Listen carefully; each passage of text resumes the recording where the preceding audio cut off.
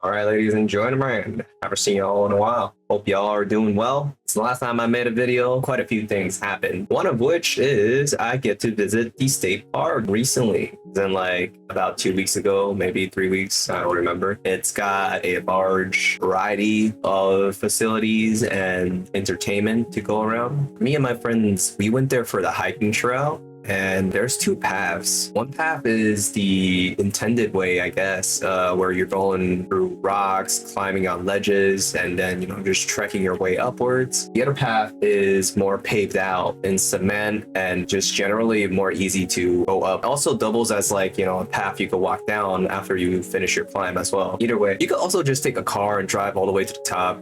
That's also another thing you could do. For those who don't know, Bear Mountain State Park is near the Hudson Valley. What I particularly liked about the place was the zoo. It's a little bit hidden. You have to go past its swimming pool before you could even head to the zoo.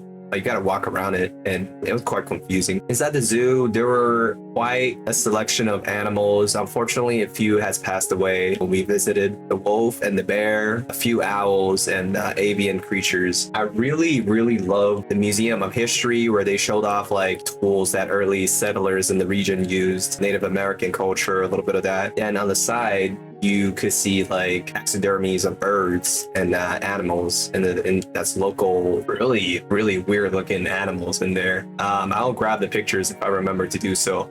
One of them literally looked like a fucking like duster, dude.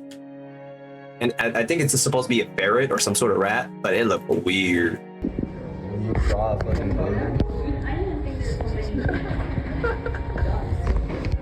When I was like walking from one museum to the next, there was a big black fucking snake just crawling across the road. This shit was huge.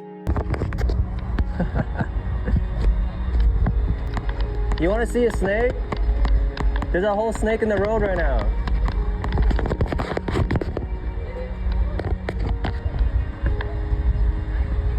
Dang. What happened to our fucking fourth guy? It's also pretty like surreal to go to one of the frontiers the Revolutionary Army was like fighting off British Army. It wasn't even really a fort. It was just like a mound built out of like wood, stick, and mud. Again, very surreal that such a place is open to public and not even heavily guarded. I also have to mention the parking situation there. It's so convenient. You just drive in there and there's a big old parking lot. And guess what? They only charge you fucking $10 for parking fee, which is very generous compared to like a lot of other places I've been to.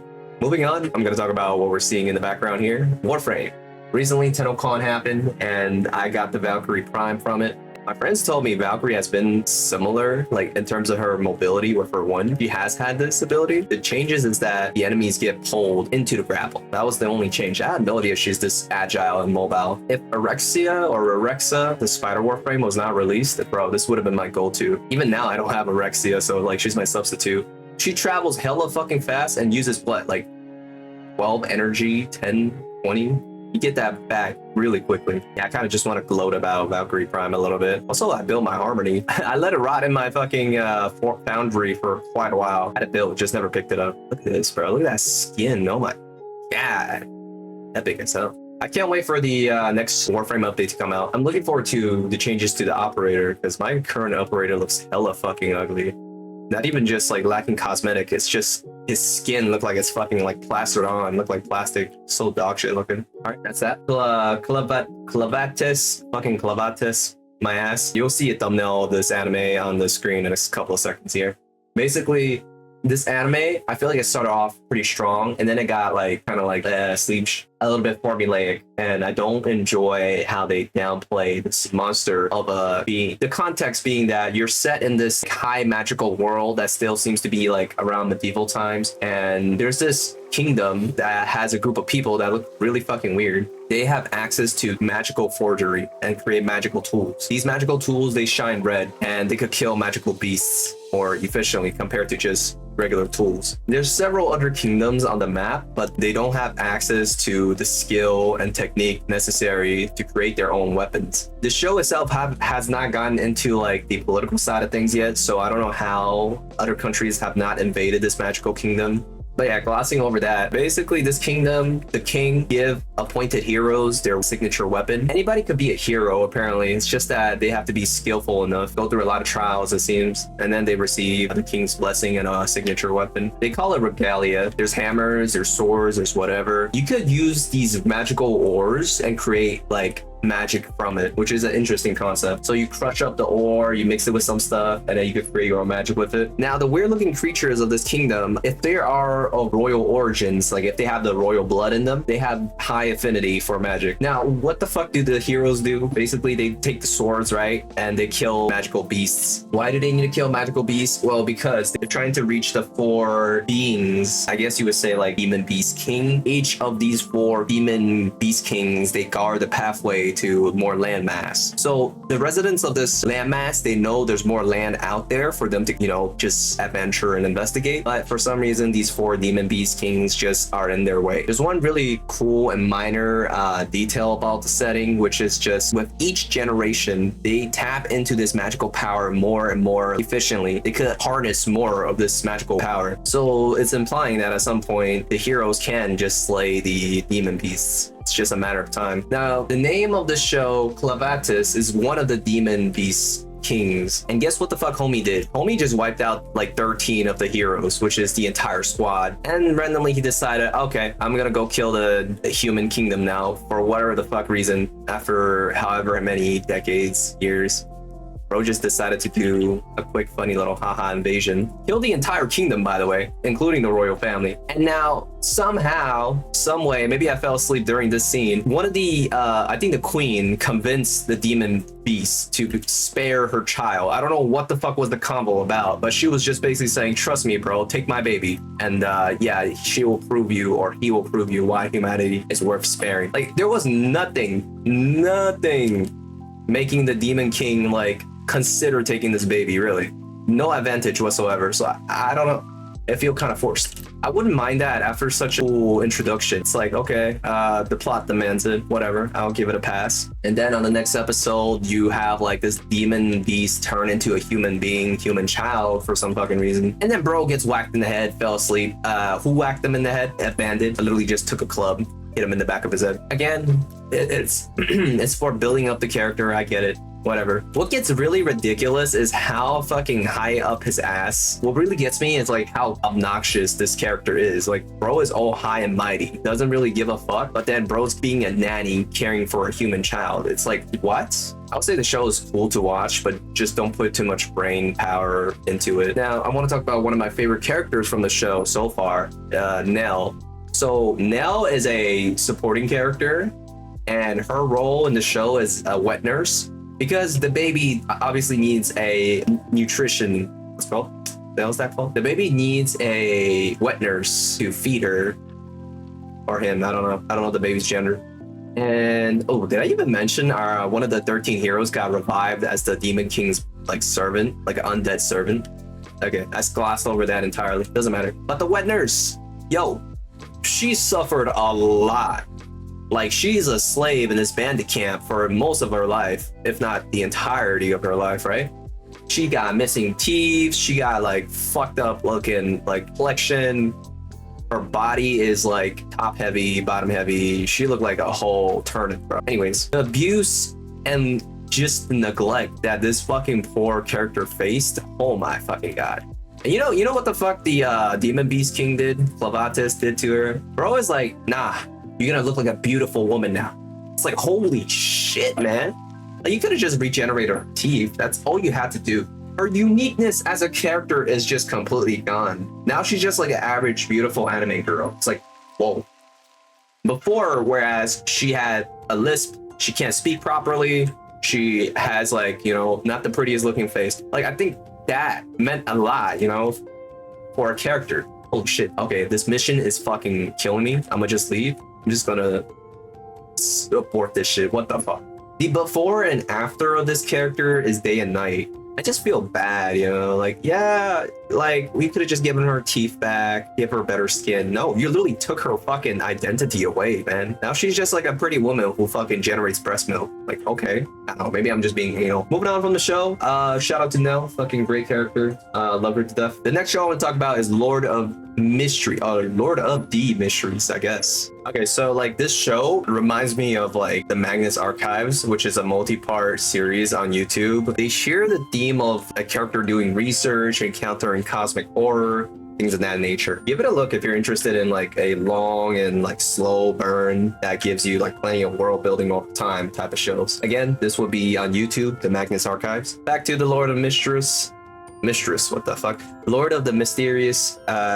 It's about this dude who got reincarnated in what looked like a pretty terrible world where it looked like it's kind of like mixed between Bloodborne and like Victorian era stuff. Again, I don't know my architecture. I'm just throwing words out. Basically, I'm saying shit look old. And not only does it look old, it looks like some buildings are just like broken down and people throw shit on the road type ancient. And people ride carriages, like that's their main transportation, so that's a frame of reference. What makes Lord of the Mysterious unique is it's a Chinese fiction, but the setting looks European and like mixed with English. So that is something that you have to take into consideration when you think of like the show's humor and the naming sense. The naming isn't that bad. I don't know what the like English translation is because I'm watching this show in raw Chinese, which isn't bad. I like it. The voice acting is pretty solid. That's my habit for most things. Like if it's a Korean show, I want to like watch the Korean dub. If it's like Japanese, I want to watch the Japanese dub. Jesus Christ, bro. What the fuck are these missions today? Straight up, within like the first episode, there's already like flashbacks of this dude, you know, reincarnating. Although like the person doesn't mention China directly, like he calls his country fatty or something, like from the world of fatty or some shit like that. It's really weird. In Chinese, he said 吃货, which is just gluttonous. So I don't know what the fuck it means. Okay. Let me try to sell this show. So the start of the show is like this dude falling out of a plane somehow. He's just floating in the air. And last thing that he recalls is that he performed a ritual for turning his luck around. Before he did the ritual, bro got fucking reincarnated into a different world as a dude who shot himself with a gun. The story slowly expands the worldview, but you will get a title card that tells you how the world functions right away. And the title card basically says there's like multiple paths to godhood. Each pathway is secured by factions, and each faction they adore or they admire or they celebrate a specific deity. There's 4 or 5 publicly recognized deities like Goddess of Midnight, the Machine God, shit like that, the Hanged Giant. Pretty fucking cool deities. In any case, as it turns out, our fucking reincarnated MC, bro, is like OP as shit, but he just doesn't know. He himself might be a deity or fragment or avatar of a fucking powerful being. Who knows? We'll figure that out as we go. In this world, the path to godhood, it starts with the number 9 being the lowest, and they work their way up. In the worldview, you have to consume potions that grants you the class and grants you ascendancies, all of that class. Each faction guards the recipe in some ways, like they will not share the secrets with each other, of course. Some factions, they guard the path of the seafarers. Some faction guard the path of assassins. Some faction guard the pathway of night watchers, things like that. These people fucking are known as psychers, I guess. I don't know. I watched the Chinese version. Can't translate one for one. There's one particular faction that stood out in my mind, which is like the assassin. I think it's called the witch cult. The witch cult faction, their ascendancy is assassin. Every single top member of that faction is a female. Now, how the fuck does that happen? It doesn't happen the way you think it does. It really doesn't. It's fucking out of pocket as fuck. So you could be an assassin as a male, rank 9, right? But to reach rank 8, or at least whatever, the next rank, you have to consume a potion that changes your fucking gender. And that's like the funniest part of the show to me, bro. The main character's boss, like his direct manager, bro said, huh, so that means the top executives in that faction might have been guys. And everybody's just like looking at him. Yeah. I don't know. I like this show a lot. You guys should give it a watch. It's visually stunning, has more animation budget than the end before the beginning. Dude, that series got slaughtered, man. I remember reading it and I was like, okay, I could see how this show will be hype. Before I forget, there's this controversy amongst the VTubing community regarding Iron Mouse and was it Vshojo? It's Vshojo. Vshojo is a VTuber company, and their CEO, or maybe the company itself, has embezzled funds for charity, which is around 500,000. That should have been paid out like a year or two ago, but it never occurred. And they've been withholding money for Iron Mouse, which is this VTuber who has something called immunodeficiency syndrome. She's vulnerable to a lot of outside diseases and basically has a broken immune system. Now that's pretty fucked up all around. What's really impressive though is how the community gathered around for this person, and they pooled money together, not for Iron Mouse, but for like the charity, the immunodeficiency fund charity. Within a couple of days, the shit was kind of crazy. They raised $1 million. They broke their original goal of like 10,000, something like small. Yeah, I just want to bring attention to that to end this video off on a positive note. But yeah, hope y'all have a great day, great evening. See y'all soon.